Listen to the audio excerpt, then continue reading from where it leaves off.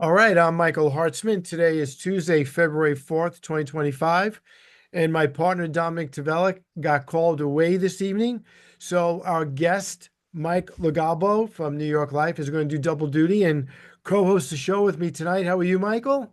Hey, Mike, it's great to be back, doing well. Lot to talk about, and excited for the conversation. Well, I appreciate you as I said, doing double duty, and let me give you a formal introduction. Our listeners know you as Macro Mike. I'm sure your parents still call you Michael, but you are the global market strategist at New York Life. Last week we had Amanda Gallagher on from your firm, and we appreciate all the support and partnership that you guys give, and I appreciate your time this evening. Absolutely, yeah. Thank you very much. And I'll let your audience know the reason why I earned the name Macro Mike is because I absolutely love this stuff. Macro to me is the intersection of markets, economics, politics, and geopolicy, and I live there with a view on asset allocation. This barely feels like work. Love this space. Well, if this barely feels like work, then this week must have felt like a vacation for you. Yeah, that's true. It was interesting. So, so look, Dominic, so last week when we had Amanda on, she was going to be like the warm and fuzzy. Here are the positive things about AI and the positive uses. And then we hit her with all the deep seek stuff that came out of China. And really, the last 8, 9 days of the market, Michael, has been riddled with headline risk.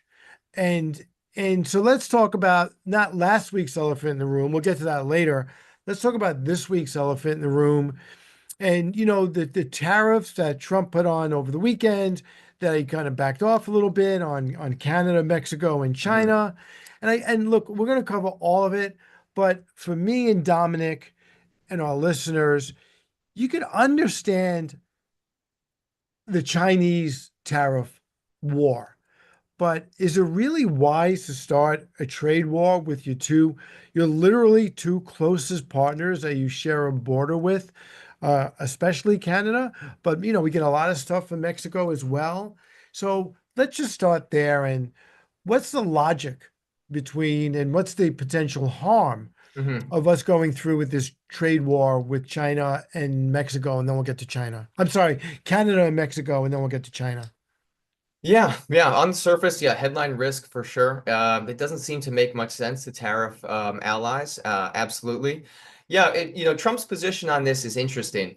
His view, I looked a lot at the candidates and wrote a lot about the election and the candidates up to the election last year. And Trump's trade policy and trade goal is to reduce trade deficits.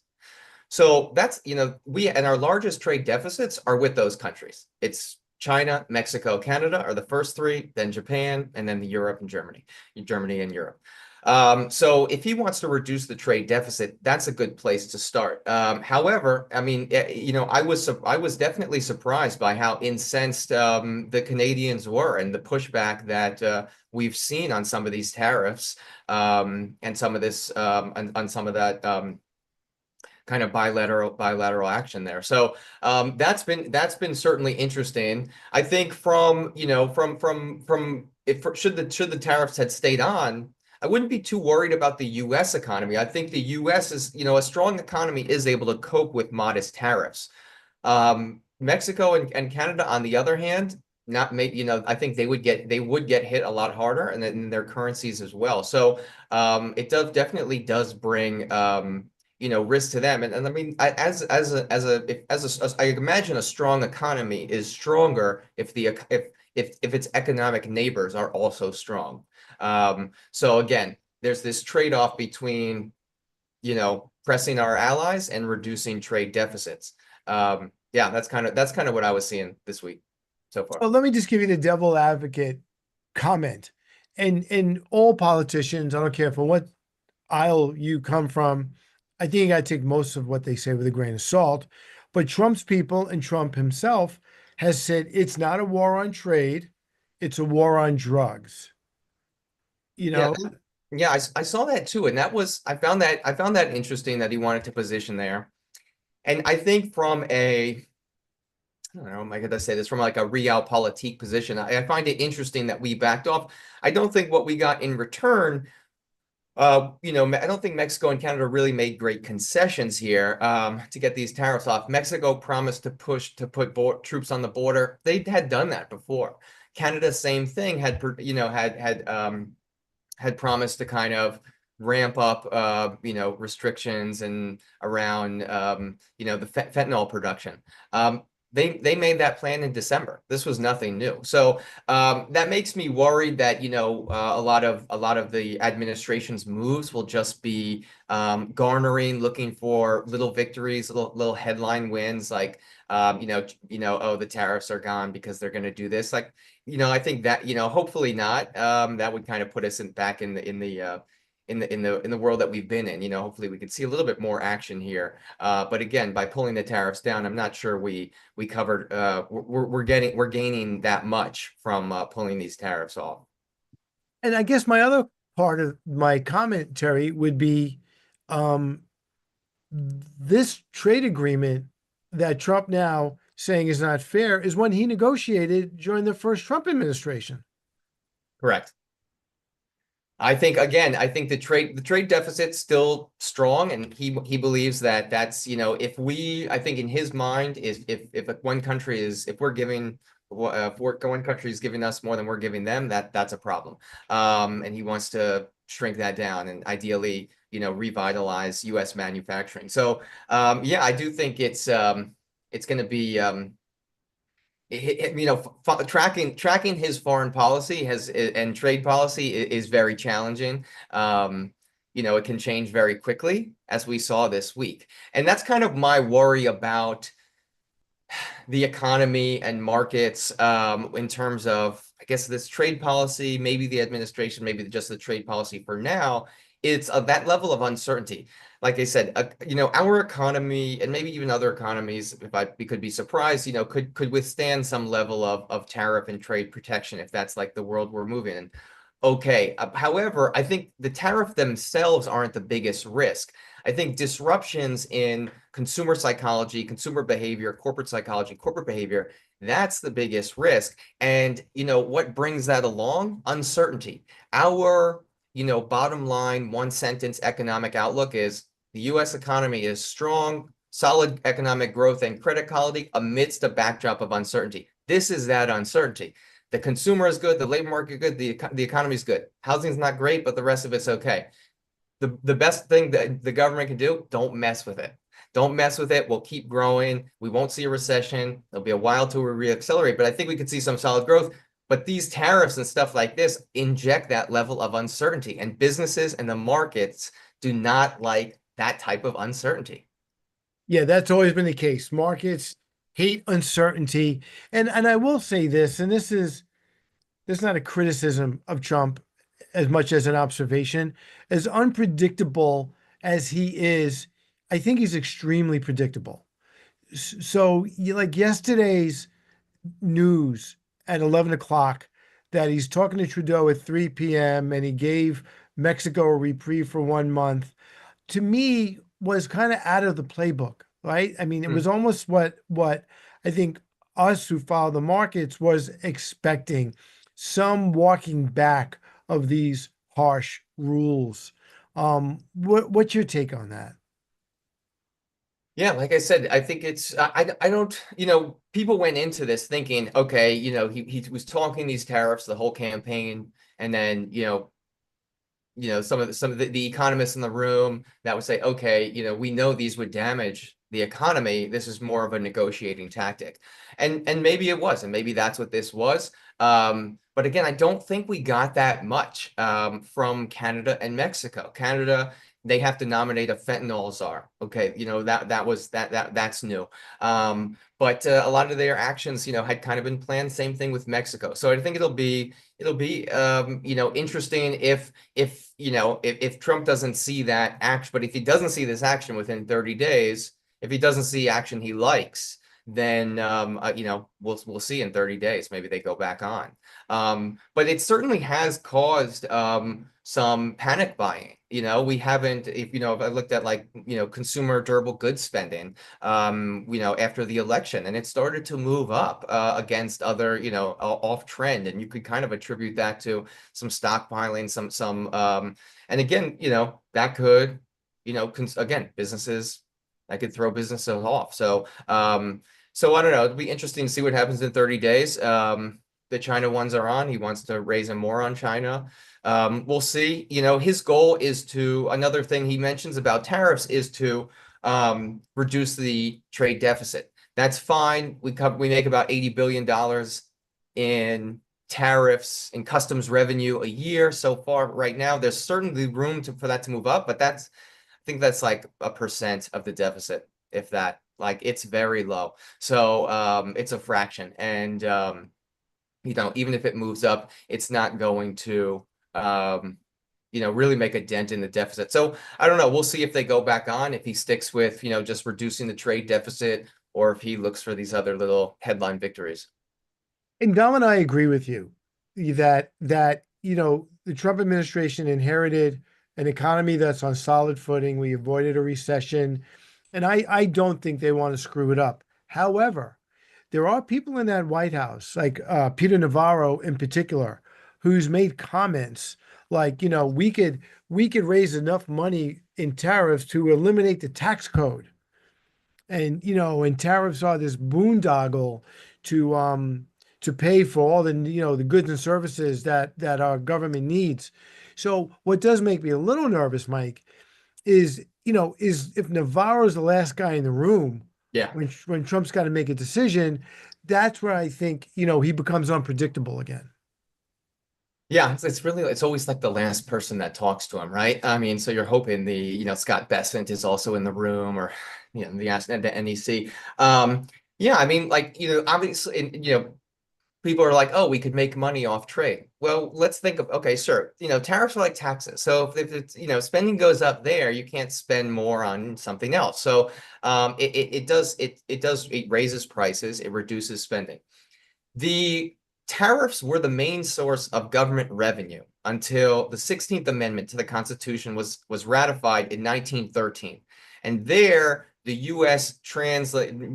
converted from a public revenue model based on tariffs to one to a graduate to a and this the sorry the amendment allowed the government to levy income taxes, and it moved the government, the economy, off of one of a graduated income tax to a far more progressive tax structure. And this was important because, one, it made the tax structure more progressive, and two, it opened up the U.S. economy for the role it leads today. If we're tariffing everybody, we're not buying as much. Those relationships would weaken. So certainly you could make money. There's a reason why.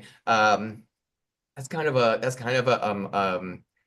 an interesting. There's definitely a thread of through a lot of the administrations and members of the Trump administration. They kind of they see a problem and they see a fix for it, but they don't look at why that it was set up to begin with. Look at history. Okay, we actually did this, and this other model is better. It's not perfect, but anyway, I've seen that with a lot of things of what they're doing. It's like, hey, let's fix this problem without looking at how did we get here to the first place? Maybe this addresses a number of problems along the way. Anyway, that's a distant thought, but yeah, I think we used to be on that model. We shouldn't be, and they're just looking back in history and saying, oh, maybe we should try that again. But they hurt again. Income inequality is a problem in this country. You want to make it worse?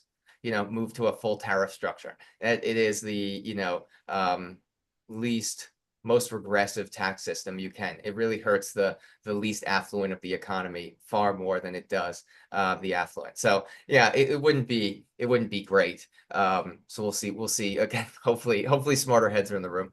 All right, last point on this. The Wall Street Journal over the weekend called the action against China and Mexico. I keep doing that. Canada and Mexico, the dumbest trade war in Yeah. history.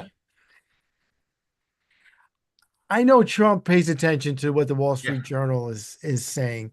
You think that has any effect on his decision making, or is he just impervious to that criticism?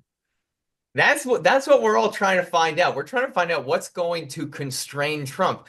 And yet he loves the markets. And I think Right. he definitely we know he follows the markets. And we know he wants to control rates, something we could talk about later if we need to. But so he's certainly following that. And the market reads the Wall Street Journal. They know this isn't these aren't 25%, is so high. So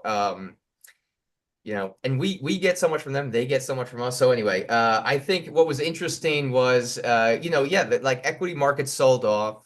I found this was another interesting so I'm sure that's going to impact it. I'm sure that's going to impact him. I'm glad the Wall Street Journal is calling out kind of like economic logic.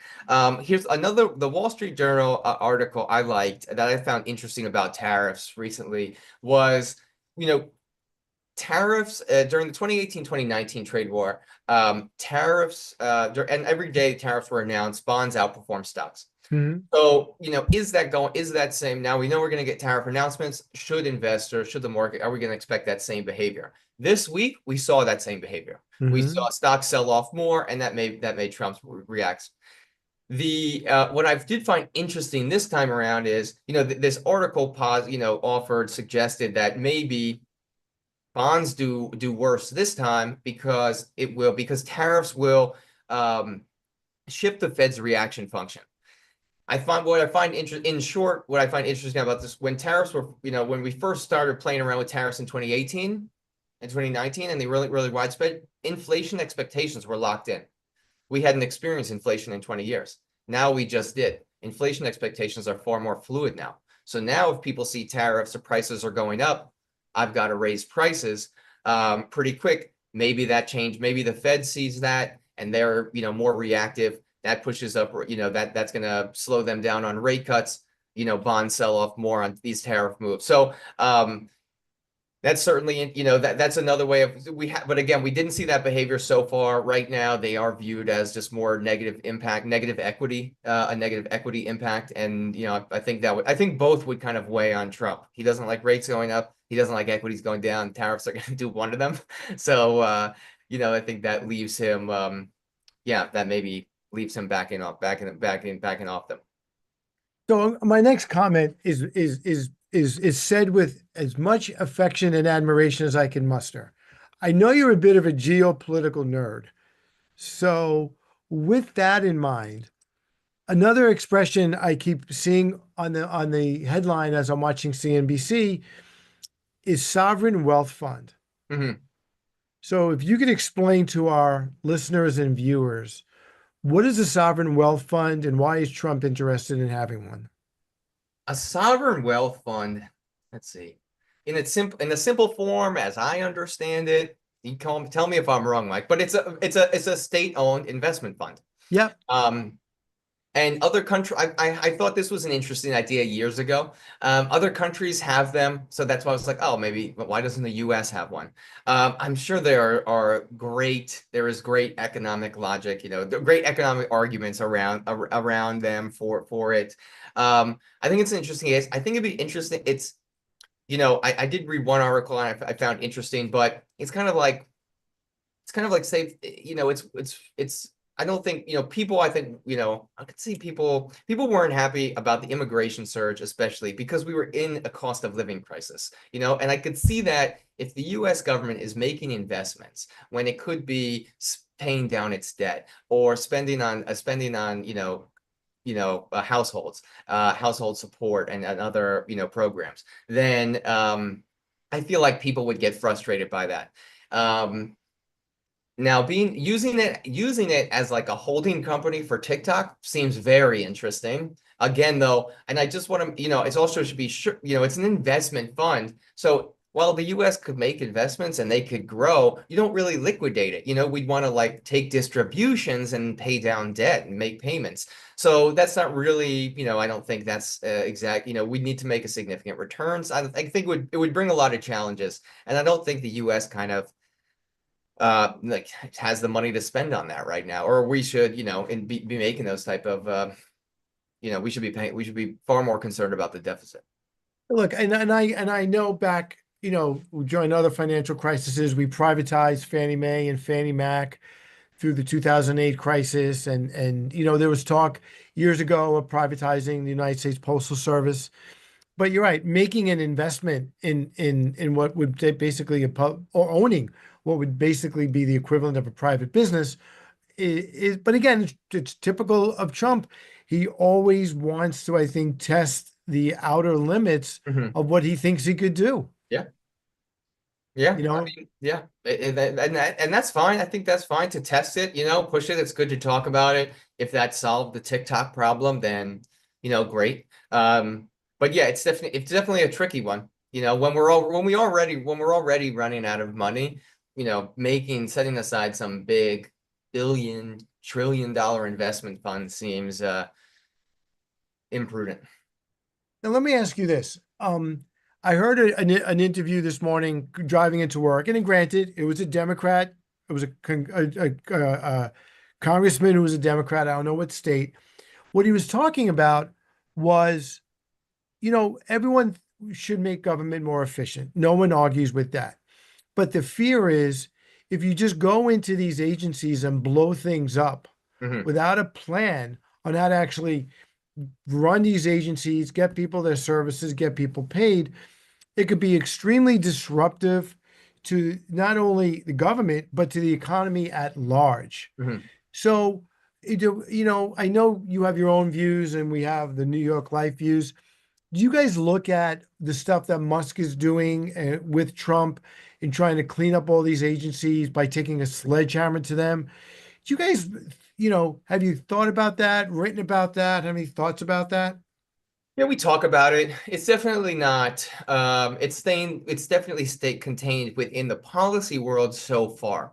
We're not seeing it impact markets, but it's definitely generating headlines. People aren't happy about, people are getting locked out of their computers, some payment systems were off. And the administration, you could see where the administration learned from Trump 1.0, the 2.0. For example, some of his immigration bans in his first term, it took them like 5 times to get it right, right? They got it wrong and it got rejected. They got it wrong, it took them like 5 times to get it right. But this time they knew, right? They knew they come in, we know what to say, what to write. Okay. Well, they were unsure here. They sent out this big unclear message that all these payments were going to get stopped. And yeah, and everyone in the political world certainly got nervous, but it was good that there was, a legitimate Democratic pushback on this. I think people there got nervous, called their congressman got on top of it. So there was pushback that allowed them to kind of pull back and revisit this. In terms of, Musk, there's a lot of stories around Musk and his team and what they're doing. I don't know too much about that, so I won't comment. But in terms of Doge, I think we're not overly optimistic around Doge. We think that every government should be trying to cut costs, right? Of So course. it's good an Right. administration is making it a forefront, so that's great. He originally said he was going to cut 2 trillion, then dialed that back to 1 trillion. The truth is, we're not really any big spending cuts need to go through Congress. Hmm. That's just a fact. So I think they'll make some cuts on the margin, and that's great. But I think yeah, and then of course, like, does that go to reducing the deficit or really just funding the next tax bill, the new tax bill that we're expecting at some point this year, maybe June. You think that Congress has the ability to roll out a new tax bill 6 months ahead of schedule? No, when I think they run out of cash. When do you think when is they'll run out of the debt ceiling? The debt ceiling's been imposed. They're running out of cash. They need a new bill. They'll run out of cash at the end of the summer. The Right, TGA, the right, but Treasury General account's being drawn down, right? right, but the tax bill that involves the tax code and the estate taxes, I don't think that runs out until New Year's Eve at the end of the year. Correct, correct. But they do correct all those taxes sunset at those tax changes sunset at the end of this year. They Right. revert to the higher level. So yes, at some point this year we'll get that. And I think I mean, one idea is that they'll try and pass this big spending bill with the tax extensions, with Maybe they'll try and roll in some of these cuts, some of these spending cuts. Maybe they'll try and roll in some of the tariff revenues, customs revenues, and then with that also raise the debt ceiling. Wow, I love your optimism. And if I mean, and if that happens, yeah. I will have you back and we will celebrate that because Well, that would be remarkable. this is their, I mean, Republicans have control, right? This is their chance to do it. I understand, but look, both political parties, I think, are specialists at creating circular firing squads. Yeah. And so I think they're always their own worst enemies. Yeah. You know, I listen, let's pivot to inflation because that's the byproduct of tariffs, right? Mhm. That's what people are really super worried about. The Federal Reserve, Jerome Powell, seems to be taking Trump at his word. They didn't I'm sorry, they didn't lower interest rates last week. They held the course. Of course, Trump was unhappy about that. What's your take or New York Life's take on inflation and the potential pitfalls of the worst case scenario of these tariffs? Yeah, that they could be inflationary. I think let's see, in terms of tariffs and inflation, I can give you like the political answer is depends on the scope of the tariffs, the timing, and how they're implemented. Let's see, the data historical example, the data historical reason is that they won't be is that a one-time tax that the central banks will and the Fed will see through a one-time tariff increase. The Fed is more concerned about entrenched inflation moving higher, steady increases. The Fed can see through, and how do we know that? Well, why do we think that? Because because over all of history, especially a lot of central banks in central bank history, central banks have tended to see through one-time VAT tax increases. If you look across Europe and all the central banks. Now, the third reason is they could be inflationary this time because of what I mentioned earlier. Maybe the logic and the thinking and the psychology behind inflation has changed. Before, companies realized, they were afraid to raise prices, because they hadn't seen inflation. Now they realize we can raise prices and still hit our margins, maybe even expand our margins. So, could they be inflationary again? Like this time, I think that is, yeah. So that's kind of like the world we're kind of looking at. Scott Bessent during his Treasury confirmation hearing, he actually he believed or kind of offered that they're not inflationary because if you're spending more in one area, you can't be spending less in another.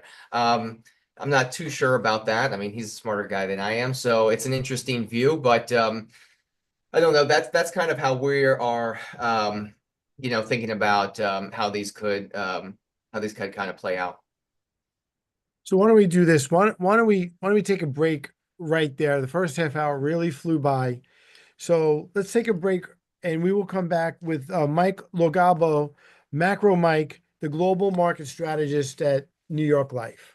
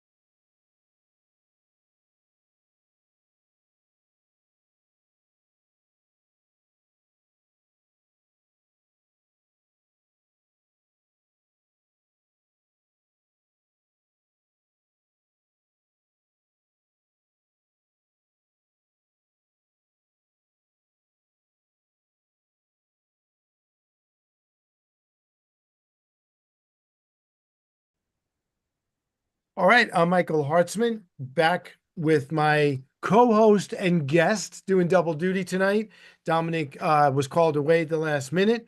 Is Michael Legabo, Michael Macro Mike, who is the global market strategist at New York Life, a great partner of ours.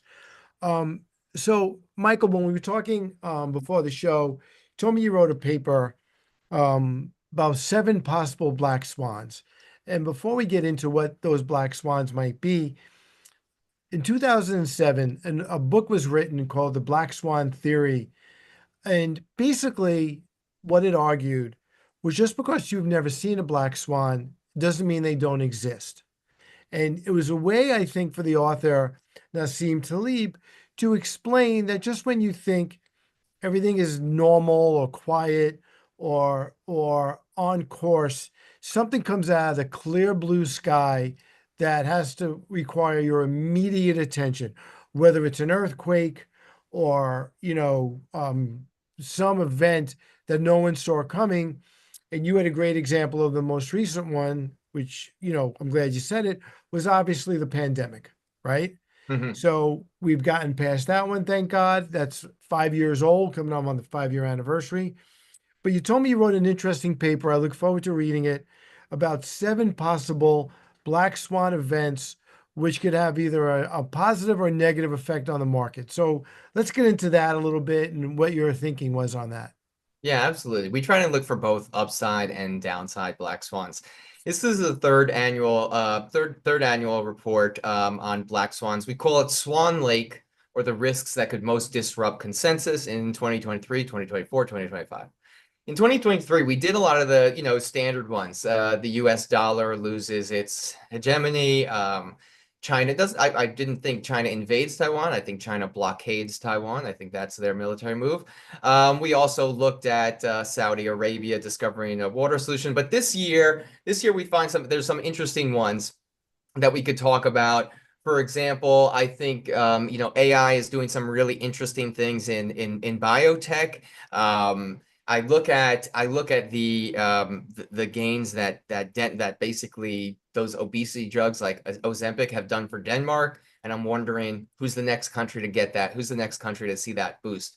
Same thing on more of a, let's see, on the flip side of the coin, I think let's see. I think the housing market there's definitely a risk in the housing market that there could be a wave of an insurance crisis in the housing market as these climate crises come up.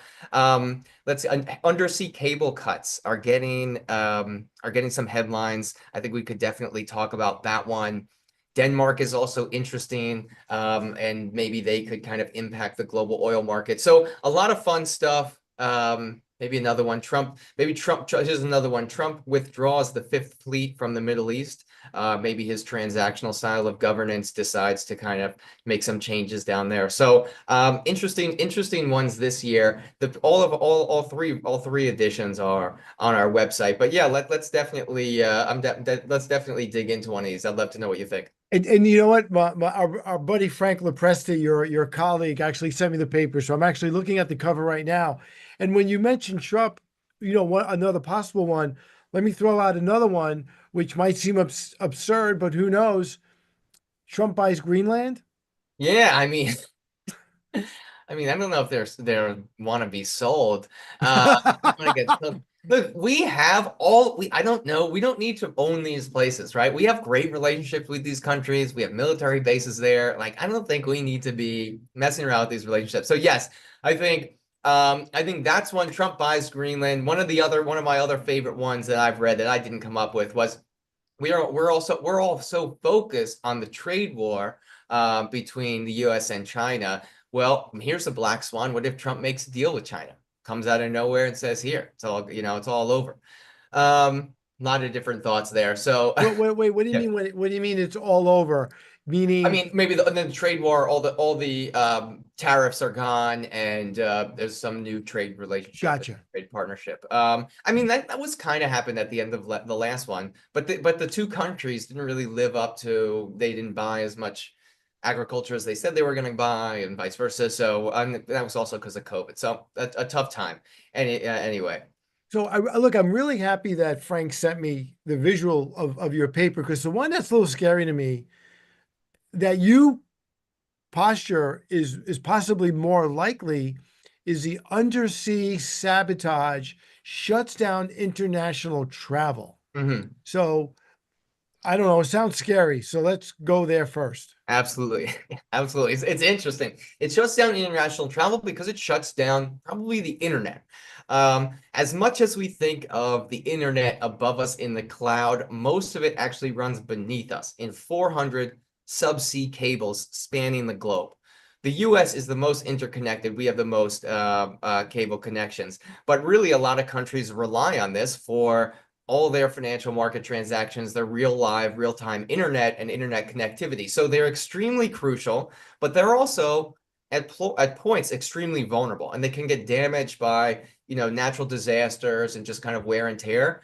They can also get disasters by an accidental ship dragging its anchor across the ocean floor, or an intentional ship dragging an anchor across the ocean floor. And that's what we're seeing a lot more of. It's really Russia has been kind of messing around with a lot of cables in the Baltic Sea and the North Sea. A lot of cables connecting those states. Sweden, Finland, Estonia, Germany is connected up there, Denmark especially. And there have been plenty of reports of these Russian ships, or sometimes Chinese ships with a Russian captain, sailing over those waters, and all of a sudden the cable is broken. So it's definitely raising concerns around. It's definitely raising tensions in the region, in the area. And should the wrong one get cut, or they cut the right one, it could like significantly knock out internet for a while. There's some other examples in more emerging countries, like Egypt lost connection for several days. Little island nations have been knocked off of internet. Of course, we have more critical infrastructure, but again, we do have some vulnerable choke points in terms of our connectivity. So definitely an interesting one to keep an eye on. And should this become a more pressing issue, and seeing these cables and internet connections start to get knocked out, who benefits from that? Probably satellite companies, probably companies who, any companies, infrastructure companies. Maybe there's some insurance products around this, but it's definitely a risk worth watching. I think, and as we've written about it, I've actually seen more and more headlines come up. The Economist is kind of keeping an eye on this now. Everyone's kind of seeing these flags being raised. So let's talk about one that you consider less likely, um, but it affects us right here at home.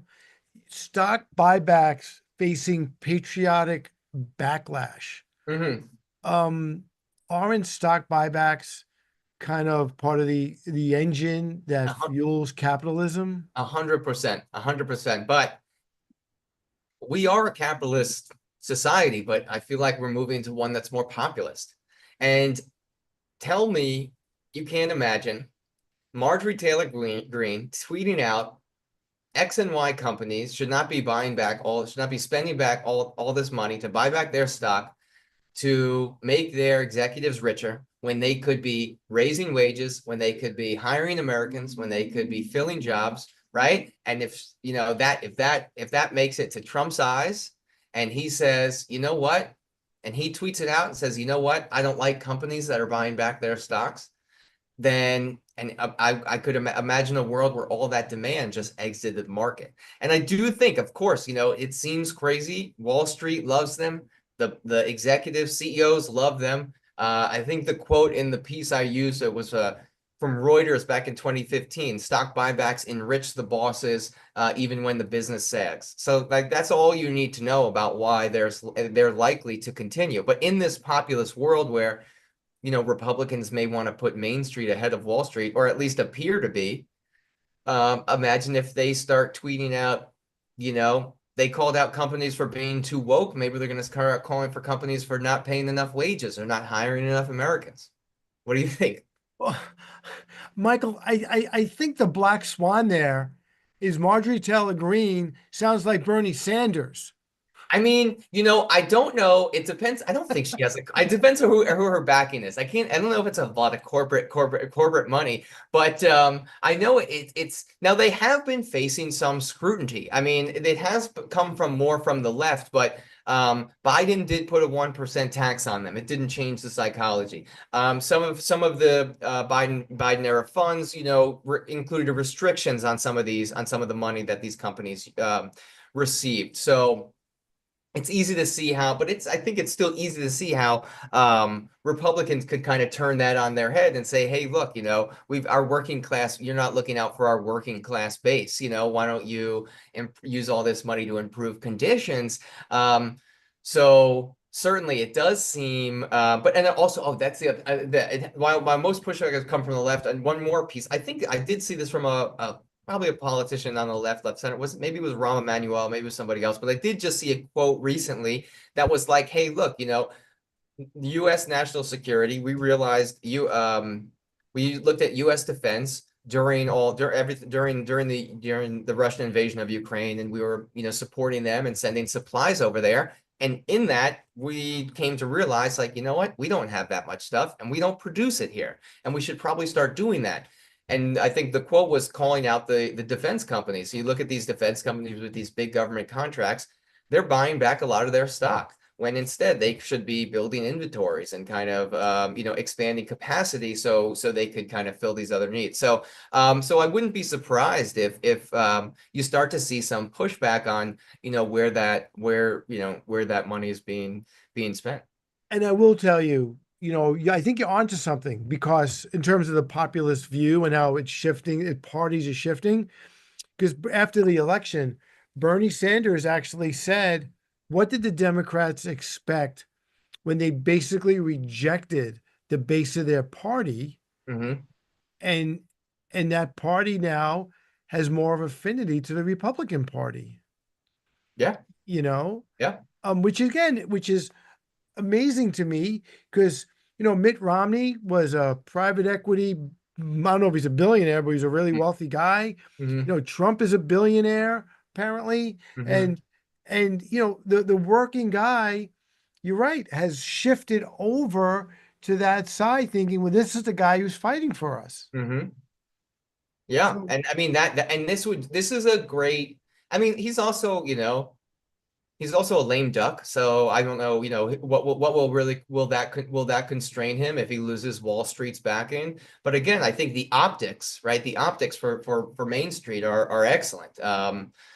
So that would be interesting. And I mean, who's the biggest benefactor of the end of buybacks? Obviously, maybe, assuming if they don't turn that all into dividends, obviously hopefully they reinvest in their companies. That's ideal. But, I think credit, hey, we got all this cash, pay down credit, all of a sudden the credit outlook is excellent. So that's kind of it that would be interesting. I didn't look too much. I think I mentioned two sectors like technology, consumer discretionary are known for a lot of buybacks. But like I said, I just saw some chart on defense companies doing a lot of buybacks. So I mean, it would be interesting on where and who would impact more or less. Yeah, but it's a fun thought experiment. and I think Trump might disagree with you that he's a lame duck. I That's scary. That's scary. yeah, That's I'm just saying I've already seen that there. headline as well. There's the scary black swan. There's your black swan. There's one more for you. What So what I what I also challenged myself with our black, everybody has a lot of black swan and risk lists at the end of the year, that would probably always have China and Taiwan. These are risks that I think I challenge myself, okay, how can they unfold in the next 12 months? But yes, at the end of his term, that's certainly a black swan that could be writing about. Trump tries to go for three. Trump tries the three-peat. let's go. Let's look at a positive black swan, Yeah. right? AI breakthrough fuels Brazil's biotech boom. That's Mhm. pretty interesting. What I think is that obviously AI is groundbreaking in so many ways.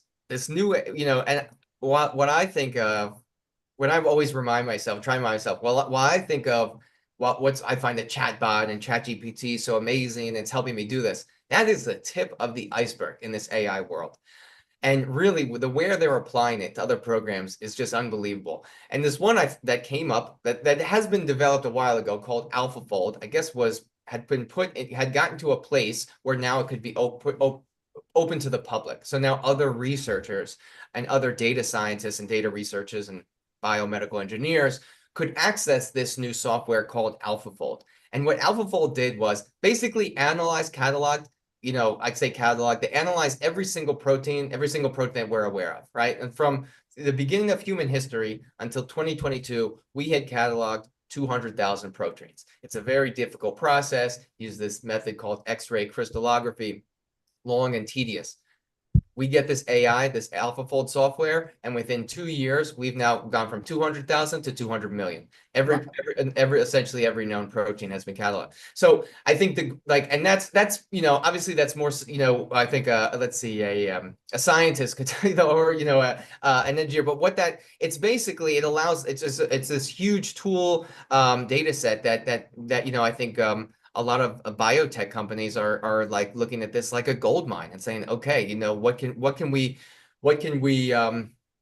cure next? What can we find? And they're already making a lot of progress. So this black swan is kind of looks at Denmark and looks at Denmark's economy and how it benefited from the discovery of these diabetes and obesity treatments that, of course, turned into Ozempic and Wegovy and those others. But what that did for that economy has been, basically reshaped its economy. There were 3 years from 2021 to 2024, there would have been no economic growth in Denmark if it weren't for the pharmaceutical sector. And it created jobs, it created infrastructure. So it's this huge boon. So the question is, who's the next one to, I think for investors and for biotech, who could be the next country? I think Brazil is interesting. Brazil deals with dengue fever. Dengue fever, it costs them a lot of money. It's a widespread pandemic down there. You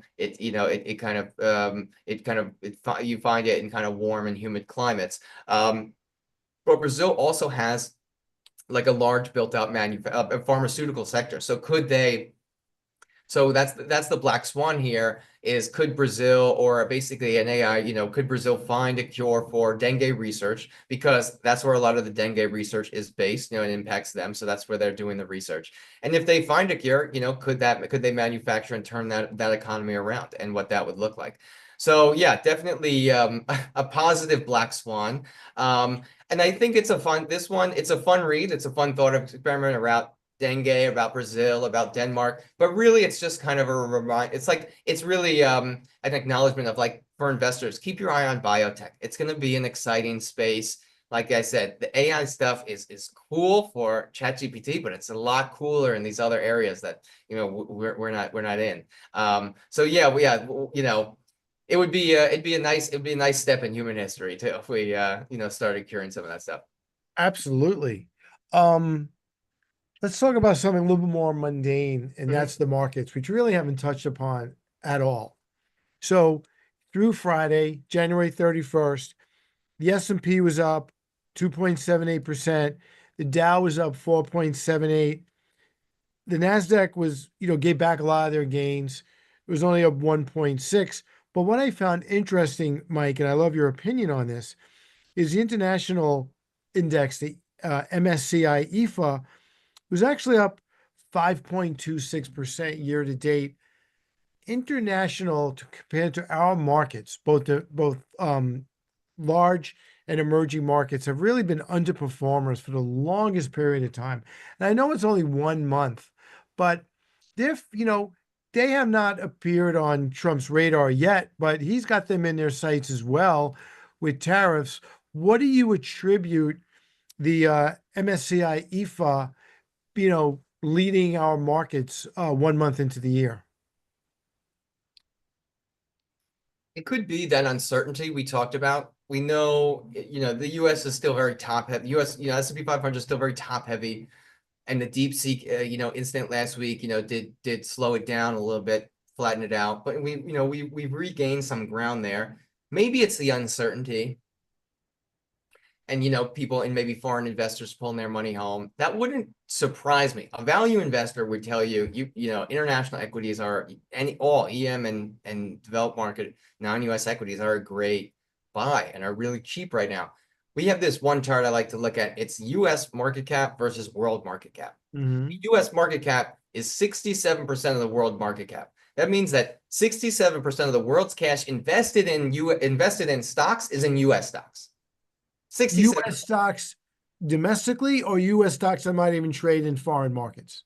Probably US market cap. Let's see, Okay. the All right. market cap. So Hmm. it's all, I mean, all basically the majority of the world's money in stocks is in US stocks. The US only makes up 40% of the world's GDP. Obviously, we have more growth, but that ratio is very high. And I mean, it's never been this high, right? This is a record high. It maybe should be around 40, 50%. So what that suggests is there's a lot of money that's probably going to come out of US equities and move into develop emerging equities, developed market equities. Yeah, so I'm not surprised. I think I don't it doesn't seem like it would be from a valuation. A value investor would tell you it wouldn't be hard for international equities to outperform US equities because of the value differential. That still hasn't worked in the past couple of years, but there's a lot of money in US stocks. If investors start to feel it's slowing down, I think that foreign money could definitely kind of move out. Michael, it seems absurd to me, and maybe they're not categorized this way anymore, but does the world still consider China an emerging market? It's the second biggest economy in the world. Yeah. I think that's a great question. And I'm definitely gonna do some more thinking about that. I mean, it's still a very closed economy. It's a closed economy. They have closed currency they have currency controls. Their currency is pegged to the US dollar, to a basket of currencies, including the US dollar. It's still kind of I think in order for it to be I think it could still be authoritarian and make it to a developed state, but I don't know if they're gonna hit that they're missing some of their growth numbers, which just makes them more like a developed market country because their growth is slowing down, right? They're not seeing that emerging level of growth. Yeah, no, they definitely, I think, could fall in both buckets. China's a tough one, probably more in the emerging bucket, but given its size and its position, definitely has elements. Again, it's got two different market A shares and H shares. Its market's very closed. If they want to be really developed, they really got to open up their economy a little bit more. Well, and not only that, I think there's also always skepticism with with when they say their economy is growing at 7% or 6%. Yes. I think not only is the economy closed, but I think other nations take their economic data with a grain of salt. And on top of that, it's been getting their data, while you do have to take it with a grain of salt, they're also cutting back on it. Like I've seen a chart of how much economic data, how many series of economic data the Chinese government publishes has just gone down over time. So I don't think, and that's because I don't think they like some of the numbers that they're seeing. There was, they revealed that they miscounted a lot of their population growth. I'm sure they knew that a while back and have just been kind of uncover that. And so, yeah, that's going to cause some problems. So, yeah, there's definitely that type of risk investing in China. But again, if there's so much money in US stocks, if it starts to move out, just spread out, I think there could be, again, and then maybe if they're in a black swan scenario, Trump makes a deal with China, there's Chinese equities would be a huge buy.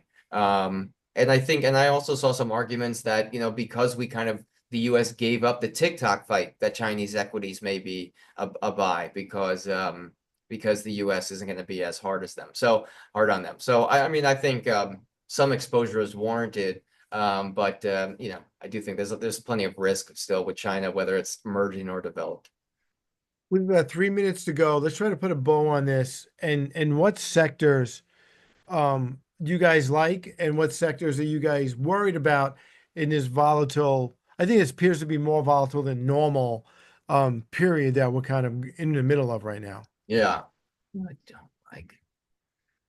I like some exposure to cyclicals. I don't think we're going to see a huge cyclical recovery because housing is still kind of held back. We like we like something that we liked coming out of the election and kind of in the policy focus is we're telling investors focus on areas of bipartisan support. And I know that sounds crazy because bipartisan support that doesn't exist. And for the most part, you're right, but there is very few areas of bipartisan support. And one of them is on infrastructure around semiconductors and the semiconductor supply chain. Both Republicans and Democrats, they like the CHIPS. Republicans liked the CHIPS Act. They didn't like all of it, but they really liked spending on securing natural resources, building out this supply chain to kind of in-house semiconductor production and manufacturing. So, we tell, our story around that is buy the infrastructure around that. I don't know which semiconductor company is going to win out. They could kind of fall off in a second, but I do know the world needs more digital infrastructure. It needs more data centers. It needs more 5G cables. It needs more, all that, connectivity, energy resources, energy needs. It needs to power and to cool those data centers. So those, that type of infrastructure, we really like. I think I think there's a secular play there. Something to consider. And like I said, you've got support from both sides of the aisle on behind that growth, behind that investment. Look, you could think all the way back to Trump 1.0. Every week was infrastructure week. You know, Biden had a big infrastructure Mhm. bill, and so yeah, that's been an ongoing hot topic for a very, very long time. And I hope you're right again. I hope there is bipartisan support for that. So, Michael, I just want to thank you for number one for your insights, number two for you putting things in a very logical and simple way for our listeners, and number three, most importantly, for doing double duty and not only being our guest but sitting in tonight for my partner Dominic Tavella. It was a pleasure, Mike. Anytime. I really enjoy the conversation. Thank you, Michael, and we will be back in 2 weeks on February 18th with a new edition of the Lebenthal